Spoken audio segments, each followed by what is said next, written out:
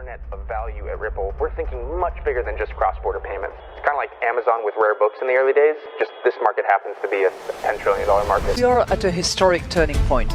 Said in the past that you are doing for money what email did for communication. Moving the whole revolution forward. Take on it. There's trillions of dollars parked around the world. XRP. Is there a possibility that Ripple could take over Swift one day? Well, welcome back, ladies and gentlemen, to episode 12 Script. Let's get right into today's video. I missed yesterday, so we gotta make up for it, and this video is gonna completely blow your mind. This one took me a while to put together, so you guys really see the backstory of what's going on with JP Morgan, with R3, SBI Japan, SBI in general. They are all involved, and the DTCC settling over $400 trillion on an annual basis. Ladies and gentlemen, welcome back to another video. But first, hold on to your jaw because we're going to set the tone right away with this clip. Big banks and financial institutions are much more interested today than they certainly were 5 or 6 years ago when we rolled out the product the first time. As more companies like Veeam start to use XRP and use digital currencies in their funding flows, they're going to be putting a massive amount of pressure on banks and larger financial institutions to start using this as well, or they're going to be toast. It's much better even now versus even just the past few years. And with that comes sort of big name institutional adoption that I think will be encouraging for others that might have been on the fence. But XRP, it's really about this very fundamental driver of demand. Yeah, I mean, if XRP is going to be inserted deeply into the financial system, the market cap has to be orders of magnitude bigger. It has to be able to support institutional flows in the orders of magnitude of trillions of dollars. You know, today it's a lot smaller. As more companies like Veeam start to use XRP and use digital currencies in their funding flows, they're going to be putting a massive amount of pressure on banks and larger financial institutions to start using this as well, or they're going to be toast. There's going to be major demand coming for XRP, and that is a fact.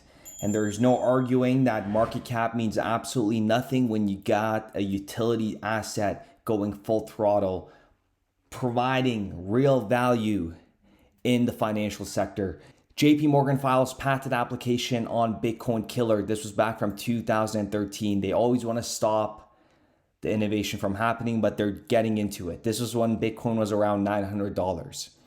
And this was the patent. Take a listen to this. A method and system for processing internet payments using the electronic funds transfer network. They pretty much copied the Bitcoin peer-to-peer electronic cash system, and they're a complete fraud. And I'm going to provide you guys some evidence that you're not even going to believe. And Bitcoin in general is not going to be around for a very long time. It'll be here in our lifetime, but in 100 years, there's going to need some sort of financial collapse within the crypto sector. And with Bitcoin having an anonymous creator, which makes absolutely no sense. They know who created it.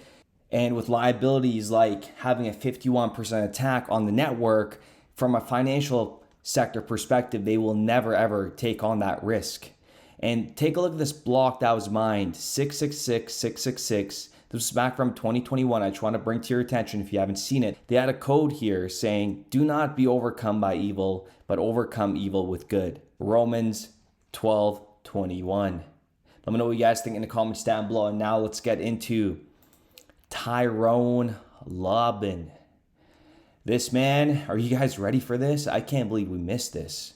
If we look at his track record, had a blockchain launch on X by JP Morgan, October 2020, and also a board member of Ethereum Alliance. This is gonna be crazy. So you gotta pay attention to the dates here. October 2020, JP Morgan came and started this project on X. And if we go to a couple months later, JP Morgan is using blockchain to move billions in repo market trades, and XRP will facilitate repo market trades in the future. But this is how they came in. And this was dated December 10th. So this was created, and he's overlooking this project to date. October 2020, couple months later, December, they announced they're getting into blockchain with the repo markets, but they need to stop their competitor. So what do? 12 days later, they sue Ripple, December 22nd. And the whole relationship with former SEC Chairman Jay Clayton goes a long way because JP Morgan got away with a lot of stuff when he was in the office. JP Morgan to pay almost $1 billion fine to resolve US investigation into trading practices. This was when Jay Clayton was in the office. Jamie Dimon's $13 billion secret revealed. This was another settlement that he did. CFTC orders JP Morgan Chase to pay $65 million. He definitely went to go get help. JP Morgan to settle allegations of violating sanctions, US Treasury, and 2018. And how is it so coincidental that Jay Clayton on his last day, couple days before leaving the office, and he got taken over by Gary Gensler, sues Ripple and XRP. And now take a listen to this man right here, Tyrone. Listen to what he says. I think USDC is obviously incredibly important for the crypto industry, right? I mean, it is, in my sense, pretty much the killer app of sort of retail crypto, because it does solve the key problem of moving money and moving money quickly and cheaply. I think this sort of thesis still needs to be played out, but I think where USDC is going to hit a cap is going to be at scale. So when I talk about the $10 trillion that we're processing every night,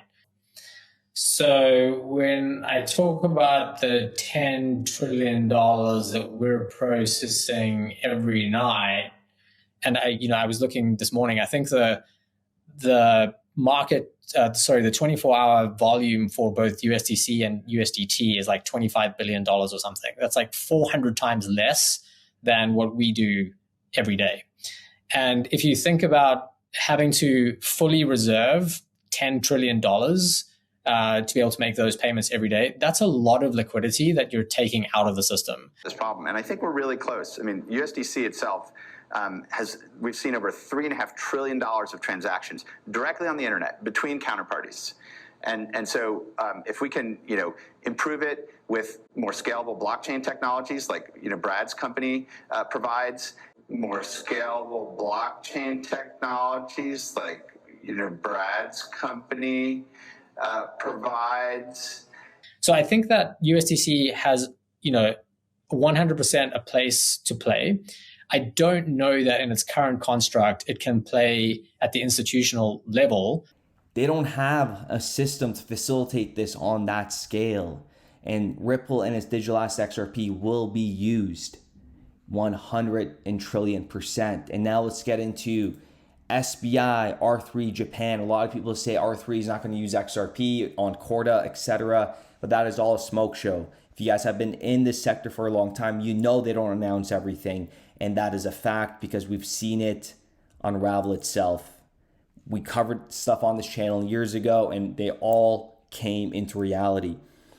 SBI owns 30% of R3, which has indirect correlations to Ripple XRP because XRP and SBI, they love each other. They even have a Ripple Asia SBI website strictly for Japan. And if you guys read right here, it says SBI is going to make XRP go to the effing moon. Do you guys see that? I might be wrong. I'm not fluent in this, but correct me in the comments down below. But they have their own website. And if we continue on, their article that was released September 6th, they said international money transfer service using Ripple's money transfer solution using XRP. You got to point that out, you got to point that out to the blind folks. And we have SBI R3 Japan proves Corda can help businesses go green. I don't think you guys understand, if you guys are new to the sector, R3, Corda, Ripple, they have a long, silent relationship. And R3 even owns billions of XRP. And it gets even more interesting because we have billionaire Warren Buffett even investing into the SBI consortium. Warren Buffett doubles down on Japan, increasing stakes in 5 trading firms because he knows this revolution's happening, this new blockchain system, and whoever takes advantage, their stocks will go up. It's pretty basic, right? And then we have, of course, the DTCC selected Corda for Project Ion platform. This was last year of August. We went in depth for this project. We'll cover this again in another video, but we're just scratching the surface with today's video. There's so much information out there that just you guys go do the rest of your research, but this is just, I'm providing you the leads. The most important, if you don't understand how I'm presenting this, that XRP is going to absolutely be valuable, then, you know, you're just built different, not in a good way. And we have 2.5 quadrillion on the DTCC on an annual basis. This is not the updated number. The 2023 will be revealed soon. But folks, this is big. And when we're talking about settlement, $462 trillion. It's like 99.9% of banks actually are paying other banks, the kind of the global money center banks like JP Morgan or Citibank, to make those settlements. The use cases for XRP and its utility is beyond just settlements. And that's what the scary part is here. I preach $100 on a conservative scale because us humans are so not open-minded to see those levels at 500. And the last one is mindset. I think this is such a paradigm shift that it's very difficult for most people in our industry to comprehend what I've just explained in my first response, the potential of that technology. Because we're so used to what we do today that we sometimes tend to not be open or able to look at what the potential could be in a very open-minded way. And I think that's also something that will be changed through education, through... So $100 will happen, and then the rest will speak for itself. And here we have R3 bought at least 240 million worth of XRP after the SEC lawsuit. And this was published 5 days after. And just never forget, David Schwartz, that's a part of Ripple for a very long time, created a patent back in 1991. And he also worked on the Bitcoin protocol as well. Has DLT patented and approved and filed back in 1988. The team behind Ripple is one of a kind, and history will all be written out in a very fascinating way with the coverage of this. Like, keep in mind, not a lot of people watch these videos at all. It may seem like a lot, 10,000, 24,000, but compared to the other clips on YouTube that get views, that, like I said, very small amount of individuals. Very small group, folks. Very small group.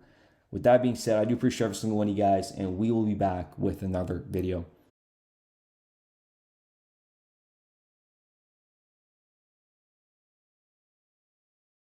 I think the role of the disruptors and anything that is using distributed ledger technology, whether you call it crypto, assets, currencies, or whatever, and it's far from the bitcoins that we used to talk about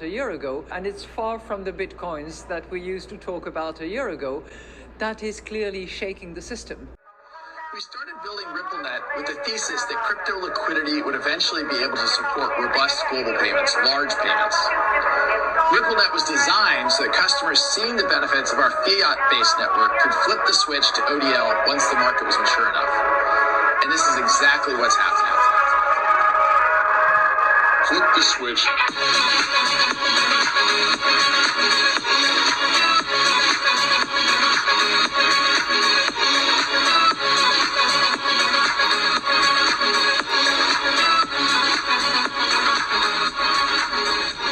I think what we're building has, it's solving a real problem. And I think all of the tokens, my advice to anybody would be, understand the utility. If there's real utility and there's real value being delivered to a real customer, there will be value in the token.